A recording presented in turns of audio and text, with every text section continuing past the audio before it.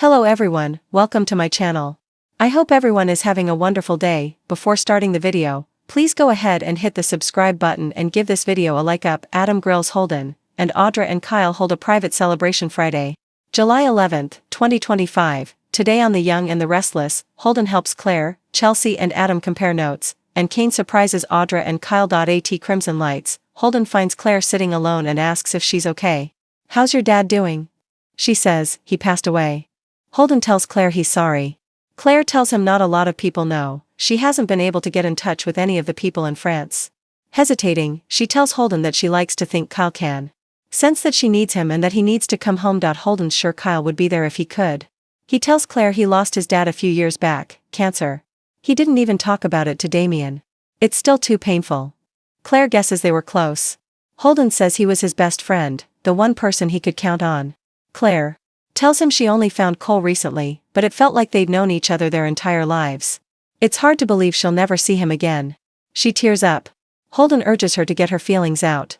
He warns the pain becomes more tolerable but never really goes away. Claire thanks him, it feels better to talk about it. Holden thinks it's a good sign that she's out. He asks her to join him for breakfast. Changing the subject, Holden asks Claire what she likes to do outside of work. She says she likes to read detective novels and picked up horseback riding recently. Her dad taught her how to take care of her horse. She explains Cole was a groomsman earlier in life and became a teacher. She laughs while sharing a memory of falling off her horse with Cole. She thanks Holden for the breakfast invite but declines. Holden gives her his number in case she needs his help. He tells her the more people she's around the better as she takes time to adjust. He's leaving when she stops him. "Actually, breakfast sounds nice." Kane interrupts Audra and Kyle in France. Kyle and Audra debate about ideas for their campaign. She reminds him she's on a budget. He smells her perfume and remarks, "Damn." She lets him have a closer inspection until Kane appears and interrupts. They blather that they were working. Kane is surprised to see them working so closely together. He thought they were involved with other people. "Was I wrong about that?" Kyle and Audra assure him they're with other people and their relationship is entirely professional. Kane apologizes and says he knows Audra's with Nate, Lily's cousin, and Kyle is with Victoria's daughter Claire.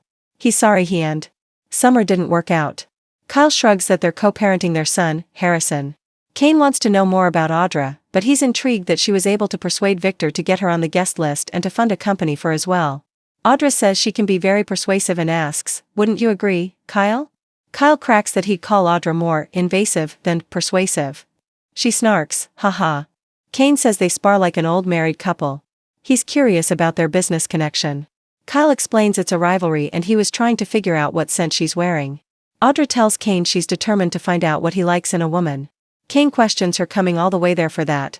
She says, "Cosmetically speaking, of course." She asks if he remembers the pitch she sent him, Aristotle Dumas, man of mystery, publicly declaring the winner. Kyle snarks that Kane Ashby doesn't have the same splash. Kane asks why Jabot and Kyle would give Audra a bone. It doesn't make sense. This is why he can't shake the feeling that there's something more going on between the two of them. Kyle and Audra insist they're just looking for publicity. Kane can't understand Jabot wanting to get involved in this campaign. Audra and Kyle spar verbally about her company until Kane intervenes. "Okay. I'm sold. If this is their campaign, it's very entertaining." He thinks it could still work. Kane tells them he can delay the reveal of his real identity a little longer. Kyle thanks him. He reminds them he has experience in the cosmetics field as well. He asks them to bring them a sample of their fragrances, and they'll go from there. He walks off and Kyle tells Audra, "Looks like we're going to war." They high-five. Adam and Chelsea compare notes. Adam joins Chelsea in Newman Media's office, and she's surprised to see him back from France already. They kiss and she asks about his trip. He wants food first, he has a lot to tell her. At Society, Chelsea asks Adam if she's talked to Victoria. He says no and asks for the latest on Cole. Chelsea says he didn't make it. Adam gawps, "What? How is that even possible?" He declares that this is terrible and asks how Victoria is doing. Chelsea says she's not great. Adam sighs that Nikki must have sensed something. She wanted him to let Victoria know she was thinking about her and would be there if she could. They talk about him being someone the family can depend on. They go over Cole being a good guy and Adam worries that he gave the family in France false hope. He decides he'll go see Victoria later. Chelsea asks if he got the information to Victor. More importantly, who is Aristotle Dumas? Chelsea's stunned to hear that Dumas is Kane Ashby and declares that this whole thing is shady. Adam says Kane claims that Colin went legit before he died. Chelsea questions if Colin is even really dead. Adam can find out, but they need to find out what Kane's up to in Genoa City. He told the others he wants to come back to town and start fresh. Chelsea doesn't trust Kane as far as she can throw him. Adam says they'll keep digging and figure out everything there is to know about his operations. This doesn't just affect the family, it's a huge story, and right now it's all theirs. Chelsea can't believe Adam walked up a mountain. Adam tells her the road was out and that Kane has his own private train. He shares that Victor didn't say a word about them not publishing a hit piece on Billy, they're cut off from the outside world. Chelsea remarks on the convenience of the power players being cut off while Kane buys up the whole town. Chelsea learns that Phyllis saw him, it couldn't be helped, but he hopes Nick will convince her to keep her mouth shut. Adam muses that he'd like to reveal that Dumas is Kane today, but he won't do it. He needs to be stopped, not publicized. Chelsea is impressed by his new family-first priorities. Adam says the good news is that Billy and Sally are stuck there too, they can't get a jump on them. They need to find out who Kane's point person is in Genoa City. Holden and Claire walk in and Chelsea smiles. I think I already know who that person is. Chelsea tells Adam that Holden Novak used to work for Damien in LA. She checked him out.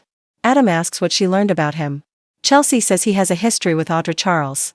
She reveals that after Adam left, Holden dug for information from her in a very flirty way. She approached him claiming he needed a new career path.